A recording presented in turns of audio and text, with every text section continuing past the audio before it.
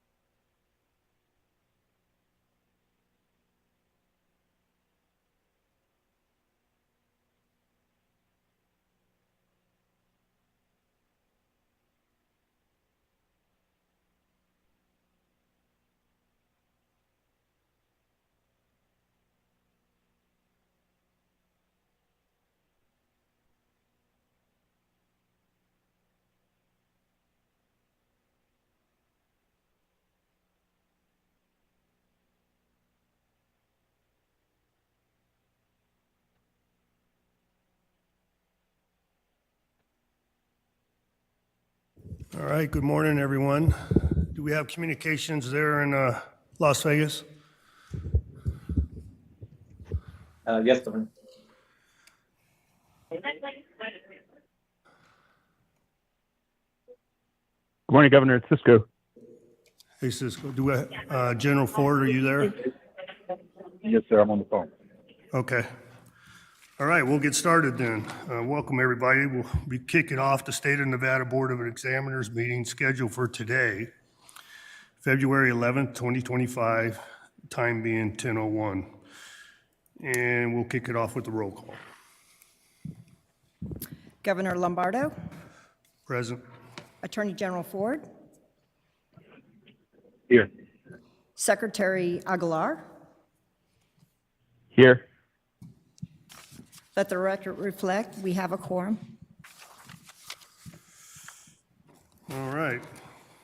We'll move on to the first opportunity of public comment under agenda item number 2. The first public comment period is limited to comments on items on the agenda. No action may be taken upon a matter raised under this public comment period unless the matter itself has been specifically included on the agenda as an action item. We will limit comments to 3 minutes. If you wish to call in, that number being 775-321-6111. And when you're prompted, the ID number is 948-372-341#. All right, do we have any public comment there in Las Vegas? No, Governor. Do we have any public comment here in Carson City?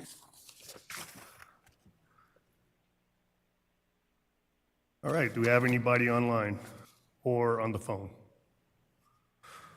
Okay, we will close public comment and move on to agenda item number 3, approval of the January 14th, 2025 meeting minutes for possible action.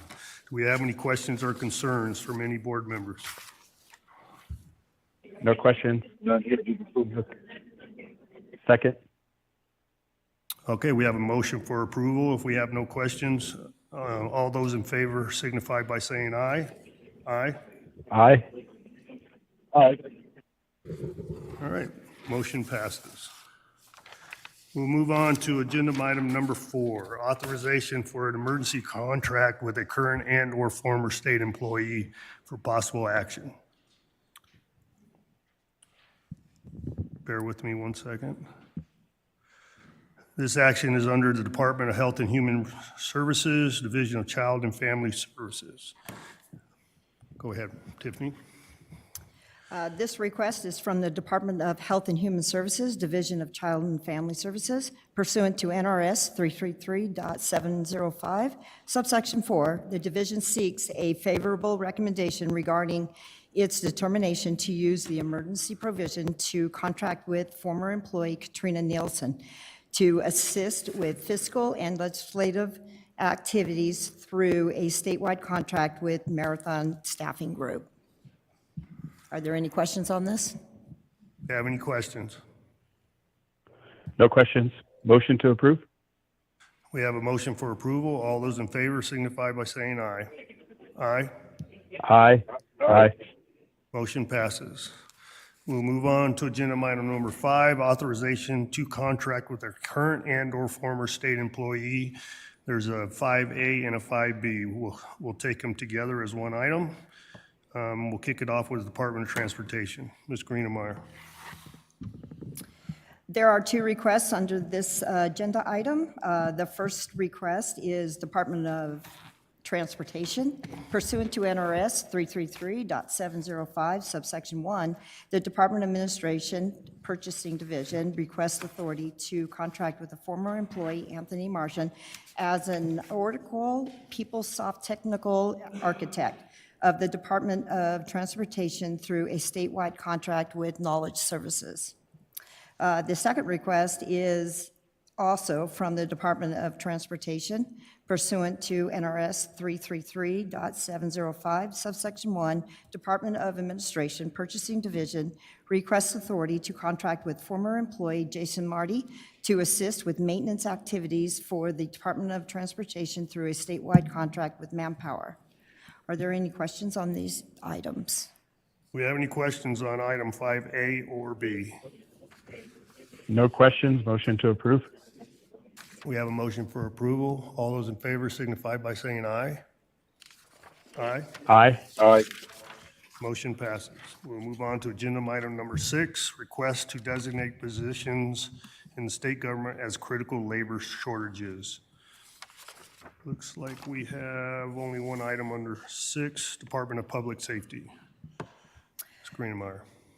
This request is from the Department of Public Safety pursuant to NRS 286.523. The department requests approval of a critical labor shortage designation for the public safety dispatcher positions for the period of February 11th, 2025 to February 11th, 2027. Are there any questions on this item? Yes, for the record, Governor Lombardo, do we have a representative from Public Safety here?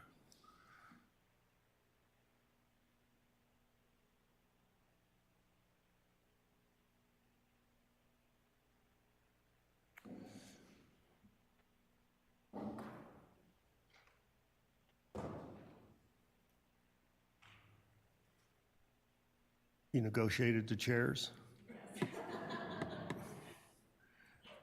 Can you introduce yourselves, please? Good morning, Governor. For the record, my name is Christy Defer. I'm the Senior Fiscal Officer for the Nevada Department of Public Safety. And with me, I have Administrator Erica Souza Lamas, who is the Administrator for the RCCD, the Records Division. And then we also have Jason Colnut, who is the ASO 3. What is Jason's last name? Kolenut.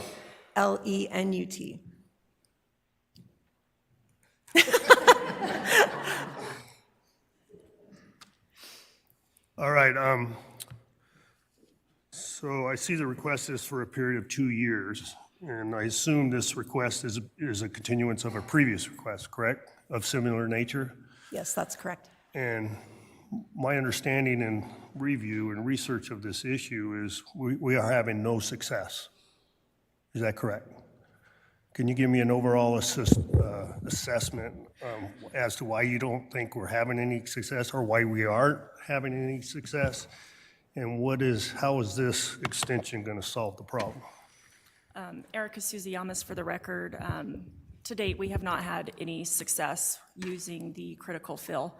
We've tried multiple things within the Bureau to recruit and hire and retain our staff. At the end of the day, it comes down to workloads. They're unsustainable. Our staff are working anywhere from 12 to 16-hour shifts to cover the phones and the radios due to the short staffing that we have in there. We've changed the way that we recruit so that we can bring in more new hires into our training academies, which has been successful over the last year or two. What else have we done? We've requested multiple reclassifications and realignment for compensation for the staff, and those have failed over the years. And just I would say probably the last 5 years we've really struggled with staff leaving to go work for local agencies that make more money and have less workloads. So what is the plan now then? And just disclosure, I read through the request application, and one of the plans is to contract with private entity to provide dispatchers on demand. Do you think that's a solid idea? Erica Suziyamas for the record. Yes, we have contracted with an agency to bring traveling dispatchers on demand. We've been doing that for a few months now. It is helpful, but it's temporary. It's not going to solve our problem long term. So my goal is to continue with the recruiting to increase the size of our training academies. Ultimately, we really need to restructure, realign, and realign the compensation and the classification for our staff. Realign classification. Okay, so have we tried that?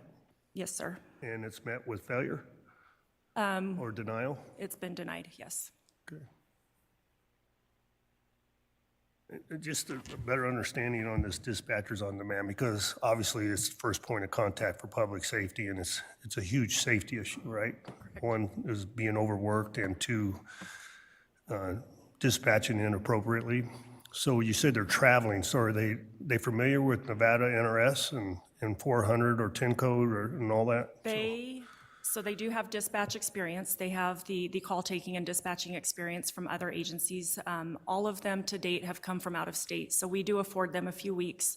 We give them our training material before they come into our doors, and then they sit one-on-one with our staff, become familiar with our 10 codes, our roadways. They're given maps to study. Some of them do struggle, but some of them have been able to have been successful in their roles. Okay. So the last question is, obviously one of your first attempts is to hire retired previous dispatchers, right? Or even ones that previously worked here, whether they're retired or not. And the answer to that question is, yeah, you've tried, but the answer is you haven't been successful. Why do you think that is? Workloads and the pay. Okay. They can, like I mentioned earlier, they're working long hours. Some of them are coming in on their days off. They can go to a local agency and with a lighter workload that's not so short-staffed and make sometimes almost twice the amount of money. All right. So I would recommend. Go ahead. Governor, this is Cisco. I have a question. When you said you did a request for realignment and classification and it was denied, who denied this? Christy Defer for the record. So I think the pay study had come up, and the response back had been that the pay classification study results were forthcoming, and they wanted to wait until the results of that had come back to make a decision on how to handle dispatch and what that looked like. Okay, again, but who was doing that study and who denied it? Well, I believe the study is being done by DHRM, but there's a lot of moving parts within that, so I think the study is underway, but it's not completed at this time. But simple fact would look at other agencies, look what other agencies are paying similar positions, and I think that's your market study. Absolutely. And I know that the governor's office had recently reached out, which we sincerely appreciate, to have further conversations about what the other law enforcement agencies are paying their dispatchers and looking at aligning our dispatch pay with, that's more in line with those agencies. So this is a simple denial then by DHRM. No. And I'd also like to add too that, Well, I guess I'm confused. Who's saying you can't pay them more? Is it the legislature or DHRM or who? I think the classification study, just as a whole, they had wanted to wait till that was fully completed. So it wasn't just specifically dispatchers that were being denied. It was that the results of the classification study, they wanted to wait till that was fully completed before making any more reclassifications or realignments with pay. Is there emergency provision to approve these things if it's for public safety? We would absolutely be, happy to have those conversations if that would be an option, but we haven't been able to do that at this time. And this request is just one of many that, like the administrator had said, is just one of many things that we have in our toolbox. So obviously, it has not been successful. However, if we had the ability to even bring 1 or 2 people back, we want to be able to have that just as an option due to the critical staffing and situation that we're in. And then follow-up questions is, you bring people from out of state, you train them for a few weeks. How long do they actually stay in the position in Nevada? Erica Suziamas for the record. It just depends on the individual dispatcher. Some stay for 6 days and then go home for 6 days and then come back. It just depends on the dispatcher. I think he's asking, what is the total longevity of their time here? Oh, got you. Geez, I don't know. It's so new. I think we've got 1 or 2 that have been here. When did we start? November? Since November, since we started this in November. Okay, I just want to make sure we're not making a huge investment in training for them to come for a couple weeks and then they never come back. So They cycle in and out. thanks. Okay, thank you. Appreciate it. Mr. Governor, can I ask a couple questions or make a couple points? Sure, go ahead, General. Yeah, so the DHRM study, I think, is holding up a lot of people relatively Hey, trying to General ascertain Ford? the appropriate salary. General Ford? Yes. We're Yes, sir. receiving a lot of background on your phone. Is there any way you can get to a I'm quieter? sorry, I'm at the airport. Yeah, give me something. I just took you off my ears. Can you hear me okay? Oh, there you go. Go ahead. Hello? Go Okay. ahead. All right, very good. Yeah, no, I was just saying that I think the DHRM study is holding up a lot of folks in circumstances like this. Even in my own office, we're waiting to hear back on the survey study. So to the great, I thought it had been completed and we were just waiting to get the results back. So if there's an opportunity for us to, by virtue of this conversation, expedite the consideration of DHRM to finalize the study and get the results out, I think that'd be very helpful. Thank you. Ms. Grinnemeyer, do you have the ability to provide some answers to the question or the concern? In other words, on the DHRM study, are we aware of its finality? Jack? Jack, if you hang on, Jack Robb's coming to the dais. He's going to provide some answers. Jack Robb for the record. The DHRM study, we've worked with the Simmons Group. It is completed for the classification portion. But we have to work with the individual agencies to determine how we fit that within the agencies. We've gone from over 2,000 classifications to under 700. And when you do that, to bring them in to make sure that an MA that is program and policy in one agency and an MA that is more fiscal in another agency, we want to make sure that it goes into the agency correctly. So we do not plan on rolling out the class and comp study for a year from July. That being said, one of the issues with rolling it out and waiting to roll it out is Core and V is coming online also, and there's no way that we can convert all these classification and compensation into a system that we're rolling out at the same exact time. So to ensure that we hit the mark properly, we're going to roll it out basically a year and a half from now. And that's where we're going. If we determine that we need to do something sooner for some of these critical positions, we can work through that process. Okay. Secretary Aguilar and General Ford, did you hear that? If it's determined to be a critical emergency type position, we can expedite the decision associated with that. And the classification study still, it is complete, but it requires an additional year of evaluation to ensure that it assimilates well with the Core NV program. Okay. Thank you, Governor. Well, thank you This so is much. Cisco. Yeah, I'm all in thank you. favor for Go ahead, for Francisco. positions that are, emergency and public safety related to get a priority in implementation. Thank you. General Ford, did you have further? No, listen, I appreciate the update. I think a lot of people have been waiting to hear something from DHRM on this. And so this is the first I think we've heard about even another year that it's going to take for us to get information back on that, which is going to be disappointing to a lot of folks. But I appreciate the work that's being done. I understand it's a moving target, so to speak. And we'll likewise agree that critical positions need to be moved up the consideration chart relatively quickly. So whatever we can do to help in that regard, let us know. But thanks for the update. So my recommendation would be to do a resubmittal on this particular position.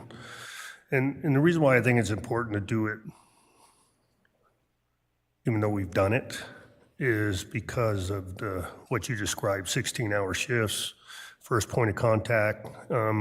Sometimes people don't understand the criticality of the position. So, okay.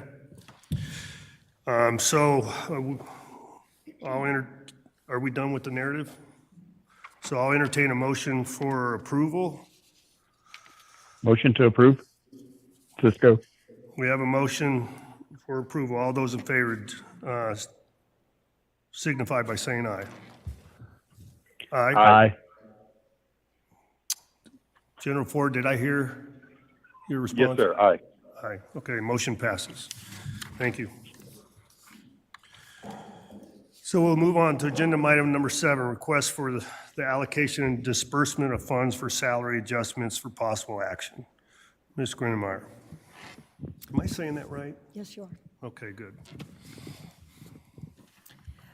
This request is from the Tahoe Regional Planning Agency, the 2023 legislature through Assembly Bill 522, Section 10 and 16, for employees of the Tahoe Regional Planning Agency, appropriated from the State General Fund to the State Board of Examiners the sum of not more than $635,505 for the fiscal year beginning on July 1st, 2024, and ending on June 30th, 2025. The amounts transferred must not be used to increase an employee's base salary unless the state of California provides the required 2-for-1 matching funds. If such matching funds are not provided by the state of California, any amounts provided to the Tahoe Regional Planning Agency by the state of Nevada must be used as one-time salary bonus. Are there any questions on this item? Do we have any questions? No questions. Motion to approve. Cisco. We have a motion for approval on agenda item number 7. All those in favor signify by saying aye. Aye. Aye. Motion passes.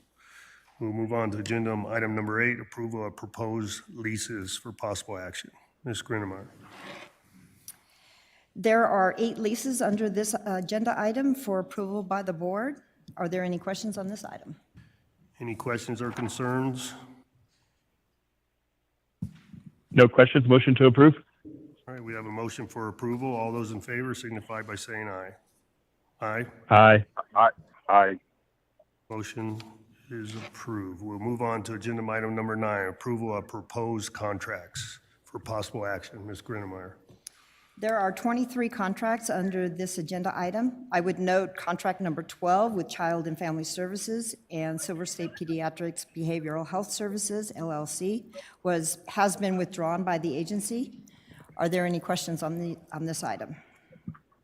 Mr. Governor, I do have a couple of questions. Go ahead, sir. Really a comment. May I? Okay. Listen, I was a bit concerned to see that the contract for the state's new victim notification system was not included on today's agenda. I understand that the delay may be related to concerns raised by certain stakeholders, and as a result, I've directed my chief of staff and my domestic violence ombudsman to reach out to learn more about those concerns. But I want to be clear that the procurement processes have been appropriately undertaken and a vendor has been selected. And I understand that there may be at least one applicant who is disappointed in not receiving the contract, and that may be part of the issue here. But no appeal has been taken. And at the end of the day, time is of the essence for us. The next 5 months are dedicated to engaging stakeholders to prepare for this transition, including law enforcement. So I would hope that we can get this contract on the next BOE agenda item, and that we can get any questions or concerns answered between now and then, and begin our stakeholder meetings. Wanted to note that for the record, Mr. Governor. Okay, thank you. Governor Lombardo, for the record, you're correct, General. And my understanding or the information provided to me that those answers will be provided in due time. So. Yes, sir. All right. If there are no further questions, I'll entertain a motion for approval. But prior to, I assume Secretary Aguilar is going to make the motion. Can you define, in the motion statement, define the items that were removed, Secretary? Yes, motion to approve the contracts as presented with the removal of item number 12. I believe there was one more, right? I think so. Just 12? Okay, we have a motion for approval. All those in favor signify by saying aye. Aye. Cisco, did I hear you? Yes, aye. Okay, motion passes. We'll move on to agenda item number 10, approval of proposed master service agreements for possible action. Ms. Grinnemeyer. There are 2 master service agreements under this agenda item for approval by the board. Are there any questions on these items? Do we have any questions? No questions, motion to approve. All right, we have a motion for approval. All those in favor signify by saying aye. Aye. Aye. Motion passes. We'll move on to agenda item number 11. It's an information item, Clerk of the Board of Contracts. Ms. Grinnemeyer. There are 63 contracts within the threshold of $10,000 to $99,999 that were approved by the clerk of the board from December 14th, 2024 through January 14th, 2025. This item is informational. Are there any questions on any of these items? Do we have any questions? No questions. None here. Thank you. Hearing no questions, we will move on. We will move on to item number 12, information item reports. 12A and B, 1 being Governor's Finance Office, Budget Division, and Department of Motor Vehicles Complete Streets Program. Ms. Grinnemeyer.